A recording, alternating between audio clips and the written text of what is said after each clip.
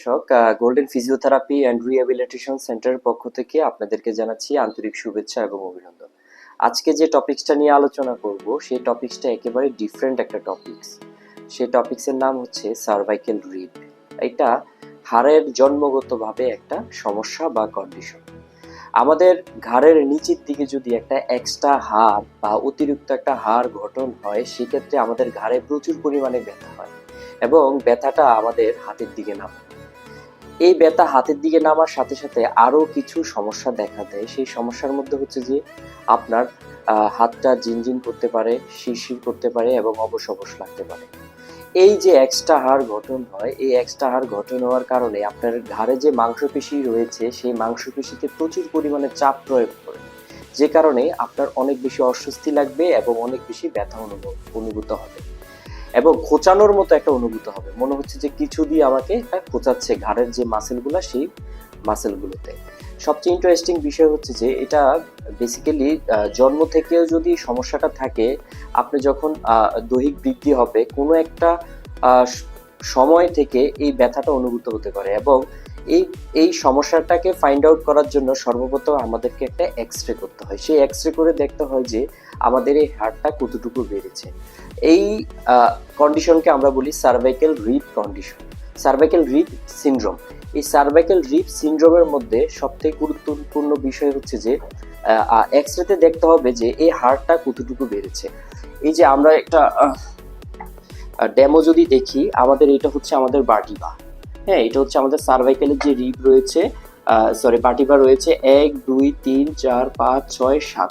এই 7 নম্বর এই বার্টিবা থেকে আমাদের দুই পাশে দুইটা হাড় থাকার কথা, কিন্তু অতিরিক্ত একটা হাড় যদি থাকে সেই ক্ষেত্রে আমরা সার্ভাইকেল রিব বলি। এক পাশে যদি থাকে সেটা ইউনিল্যাটারাল, আর যদি দুই পাশেই থাকে সেটা আমরা তখন বাইল্যাটারাল বলবো। এই সার্ভাইকেল রিবের ক্ষেত্রে কয়েক প্রকার আছে। যখন আমরা এক্স-রেতে দেখবো যে এই বাড়তি হাড়টা অনেক সময় আমাদের যে বুকের যে মেনুব্রিয়াম রয়েছে সেই মেনুব্রিয়ামের সাথে একেবারে অ্যাডজাস্ট হয়ে যায়। আবার আরেক প্রকার সার্ভাইকেল রিব দেখতে পাই যে হাড়টা কিছু দূর বেড়ে সেটা থমকে গেছে, অর্থাৎ আর বাড়ে না। হ্যাঁ, আবার কিছু সার্ভাইকেল রিব আমরা দেখতে পাই যে দুই পাশেই সেটা বেড়ে গিয়েছে।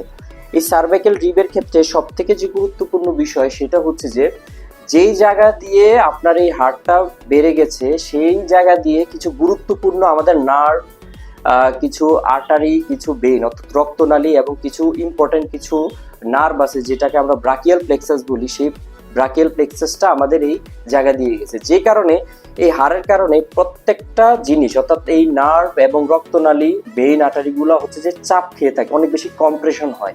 এইটার আবার আরেকটা কন্ডিশন হচ্ছে থোরাসিক আউটলেট সিনড্রোম এবং এটার প্রাথমিক অবস্থায় ট্রিটমেন্টই হচ্ছে physiotherapy and rehabilitation. Physiotherapy and রিহ্যাবিলিটেশনের মধ্যে হচ্ছে যে আমরা টেন্স ব্যবহার করি, আমরা শক ওয়েভ ব্যবহার করি, আমরা ইলেকট্রিক্যাল স্টিমুলেটর ব্যবহার করি এবং ম্যানুয়াল এক্সারসাইজ করি। ম্যানুয়াল এক্সারসাইজের মাধ্যমে আমাদের এই সার্ভাইকেলের ঘাড়ের দুই পাশে যে মাসেলগুলো রয়েছে, ট্রাপিজিয়াস মাসেল, সেই মাসেলগুলোকে আমরা রিল্যাক্স করে দেওয়ার চেষ্টা করি।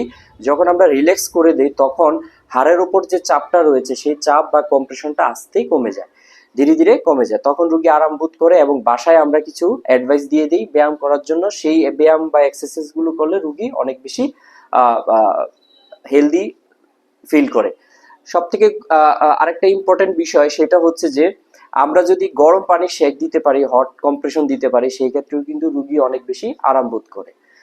তো সার্ভাইকেল রিবের ক্ষেত্রে আমি আবারও বলবো যে এটা ঘাবড়ানোর কিছু নেই। অনেক সময় রোগীরা অনেক বেশি ওরিড বা চিন্তিত হয়ে যায়, সেক্ষেত্রে আমি বলবো যে একজন ডাক্তারের পরামর্শ নিয়ে ওষুধ চলবে এবং সাথে সাথে যদি ফিজিওথেরাপি আমরা নিতে পারি সেক্ষেত্রে রোগী অনেক বেশি তাড়াতাড়ি সুস্থ হয়ে যাবে। ধন্যবাদ সবাইকে। গোল্ডেন ফিজিওথেরাপি এন্ড রিহ্যাবিলিটেশন সেন্টারের পক্ষ থেকে আপনাদেরকে আবারও জানাচ্ছি শুভেচ্ছা এবং ধন্যবাদ।